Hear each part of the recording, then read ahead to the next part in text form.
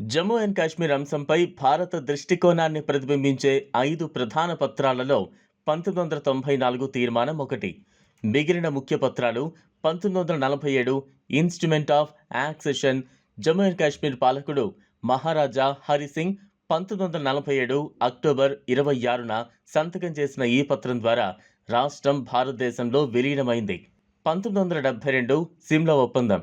1971 యుద్ధం అనంతరం భారత ప్రధాని ఇందిరాగాంధీ మరియు పాకిస్తాన్ ప్రధాని జుల్ఫికర్ అలీ భుట్టో సంతకం చేసిన ఈ ఒప్పందం ప్రకారం కశ్మీర్ సమస్యను ద్వైపాక్షికంగా పరిష్కరించుకోవాలని నిర్ణయించారు.